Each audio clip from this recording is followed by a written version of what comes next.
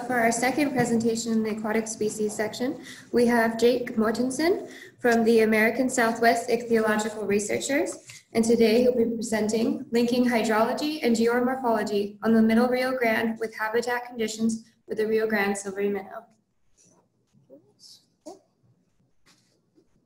Thanks for joining us here on the second day of the Science Symposium. Thank you to the organizers for putting on this event. It's really great to hear from others involved with monitoring, research, and management of the Middle Rio Grande. And I think one thing that's clear when we get everyone together like this is seeing the multidisciplinary nature of the work we do with the conservation of endangered species. And that's really central to this research project I'll be presenting on. This is a relatively large collaborative effort between us at American Southwest Ichthyological Researchers, ASAR, University of New Mexico, Department of Biology, Colorado State University, Department of Civil and Environmental Engineering, as well as the U.S. Bureau of Reclamation here in Albuquerque, as well as the Technical Services Center in Denver.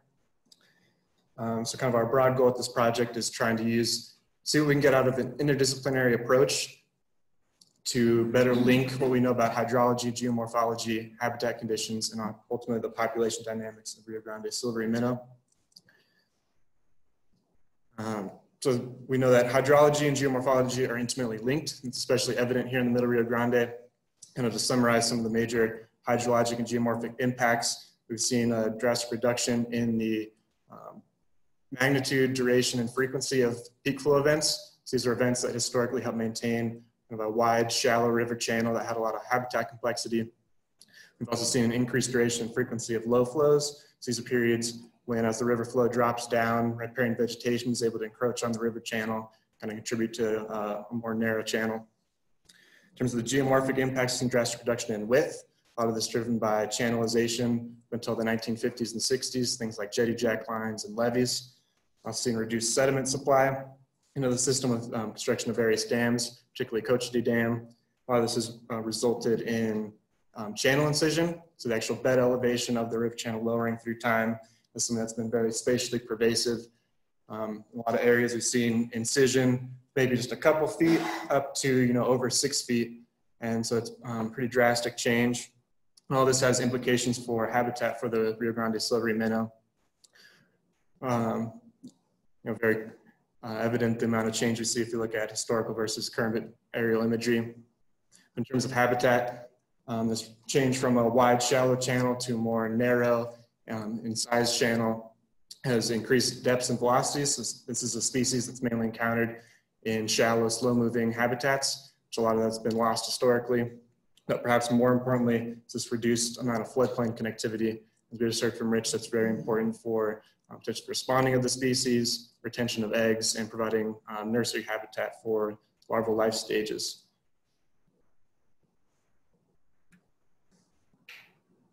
It's something that's been demonstrated by the population monitoring program over the past 20 or so years, is the really strong relationship between flow and abundance of silvery minnow.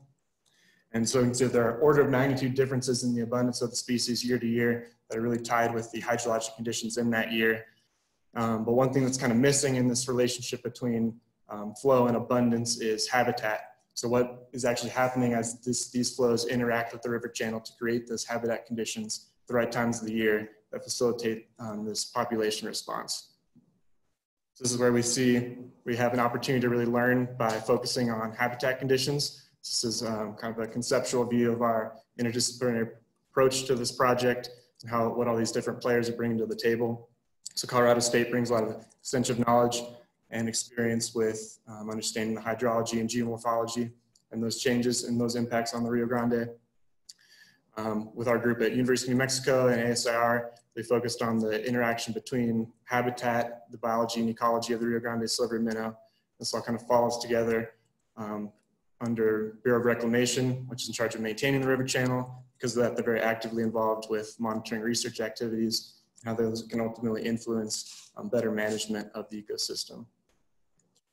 So here are our project objectives. This is a project that we got started on last year.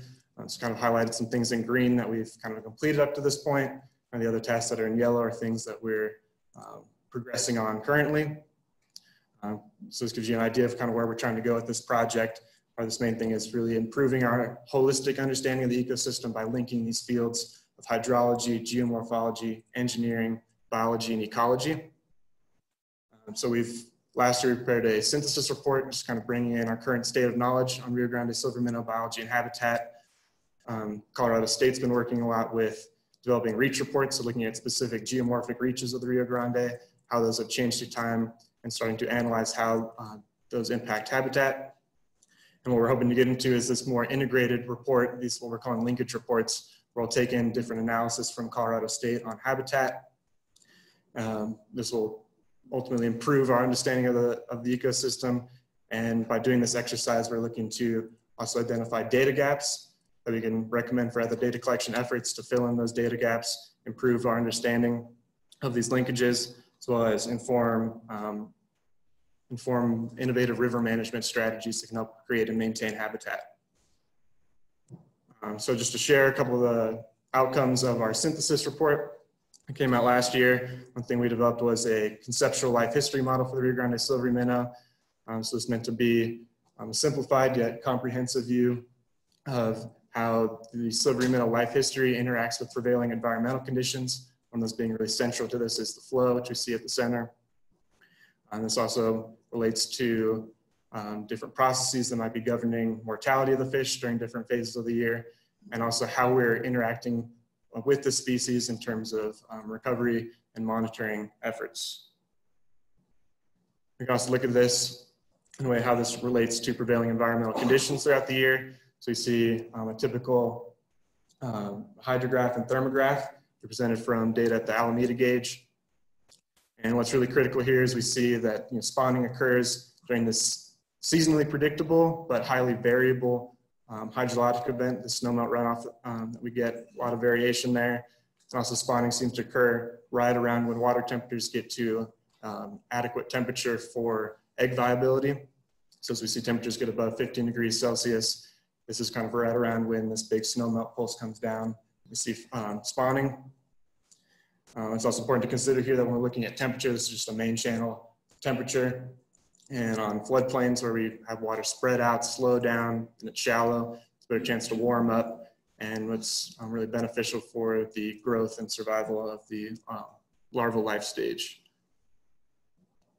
So one other thing we did in the synthesis report that's getting at how we're going to implement this into our next phase of the project is kind of habitat criteria. Previously, other studies have looked at habitat criteria and habitat suitability for adult and juvenile life stages. So part of the thing that we're bringing in new on this is more consideration for the larval life stage. As fish grow, they become better and stronger swimmers. So we see that the earlier life stages are more restricted in terms of the depths and velocities that we suspect them to occupy. So the next, getting into kind of the key data sources that we're using, this comes back to Reclamation's data set on channel surveying. So over the past century, they've collected a lot of information on how the channel has changed. We're primarily looking at the past few decades between 1992 to 2012. These are aggregation degradation lines. Some of you are familiar. They're spaced about approximately 500 feet along the length of the river and give us a good picture of how spatially and temporally the river channel structure has changed. Also using this in conjunction with long-term stream flow records and long-term monitoring of the Rio Grande silver minnow and its habitat use. One thing that Colorado State's been doing is to analyze the different geomorphic river characteristics. And by looking at distinct changes in geomorphology, able to separate reaches into geomorphically distinct sub-reaches. So this is what's shown here below Santa Casia. This is one reach that we've been currently working on. So we're able to split this into four kind of distinct geomorphic units. With that, we're able to do hydraulic modeling. So using like a HEC-RAS model to estimate the hydraulics that are occurring in these areas, applying our habitat criteria to see how that's varied by different life stages. Then we're able to get kind of results. We're able to actually map out where we're expecting to see habitat occurring. So this is just one example showing kind of these four different sub-reaches, how we see a different response in the amount of available habitat at a given flow rate. So looking at those, this is where we're starting to see some more exciting results. And something that we'd expect to see, that when we're looking at these geomorphologically distinct subreaches, they all have a different response in terms of the habitat that's created across the range of discharges. Here on the y-axis, I just want you to think of this as more like a habitat index, and don't get too concerned about the actual aerial component of that. But we are excited to see that there are very distinct differences between these geomorphic reaches, and this has potential management implications where we have so these two reaches in the middle, SA3 and SA2, that seem to be maintaining a higher level of habitat across flows as compared to these first and fourth subreaches. So we're thinking about creating and maintaining habitat is better to target habitat restoration in these reaches that already have good habitat conditions, rather than trying to take something that's got very little habitat and try to make that into to really good habitat. So I was just looking at one life stage, the adult life stage. We can also look at these and integrated across these three primary life stages. Something that we'd expect to see as our criteria gets more restrictive, say for the larval fish compared to juveniles and adults, we see a lot less habitat. Something that we expect to be pretty important in terms of the population responses, just low availability of larval fish habitat. One thing we've also gotten into is separating our criteria in terms of depth and velocities. So just looking at them both lumped together.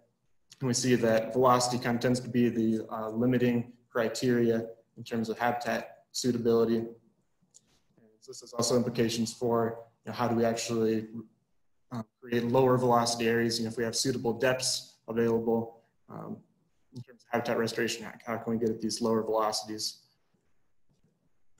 So we're working on kind of taking these different analyses, using this interdisciplinary approach, bringing them together.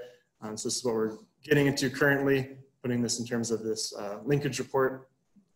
So this is kind of one representation of how these things are all coming together, of getting these flow habitat relationships. And what we really want to get into is kind of more a time integrated habitat metric. So using these relationships between flow and discharge related with hydrographs each year, and tying that back into our population monitoring data. So our anticipated outcomes of this project, really improving our understanding, our holistic understanding of the Rio Grande ecosystem by relating these different fields that normally operate in isolation, bringing those all together under the same roof. Some of the key linkages that we'll likely be investigating are floodplain connectivity, in-stream habitat complexity, and then the geomorphic controls on those different linkages. We're also working on developing an integrated channel evolution habitat model. So building on previous work, like Tamara Masong had created a planform evolution model. We want to tie that more into cross sections and also habitat and these flow habitat relationships, creating this really large integrated model. Ultimately, we're hoping to form better data collection practices that facilitate the integration of these long-term systematically collected data sets and inform river management, likely in the form of habitat restoration. And so with that, I'll take some questions. Thank you.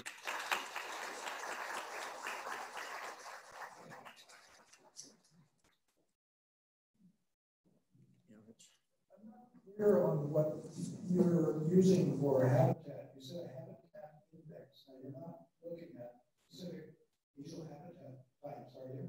No, so we're using not specific meso habitat types, because that's kind of I guess a more qualitative sense of habitat. That's something you kind of see more on the ground. So with this, when we're doing hydraulic modeling, we're mainly getting these hydraulic parameters, so depths and velocities. So that's really the way that we're able to tie in our modeling results and that available data set into what we know about the species and its habitat use.